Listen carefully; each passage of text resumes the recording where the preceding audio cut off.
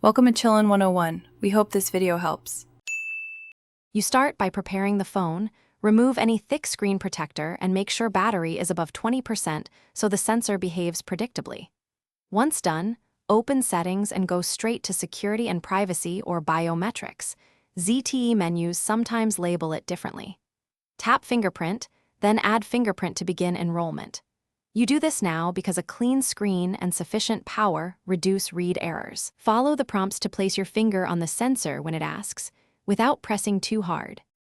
You continue by enrolling the finger with varied contact points so the phone learns the whole pattern. Place the pad, then the left and right edges of the finger on the sensor as directed. This avoids rejection from angled touches. Make sure to lift and reposition slowly when the system asks for partial reads, because consistent movement gives better mapping. Also register both thumbs or index fingers for convenience. This reduces unlock friction throughout the day and increases reliability. You finish by confirming fingerprint unlock and adding a backup PIN or password.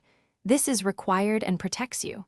Then test unlocking from multiple angles and with slightly damp or dry skin to check robustness. If it works, great. If not, delete that fingerprint and re-register with slower, more varied placements. If problems continue, clear the system cache for the biometrics module or update software. This often resolves sensor glitches and makes the enrollment consistent and reliable. Thanks for watching. Consider subscribing if we helped you.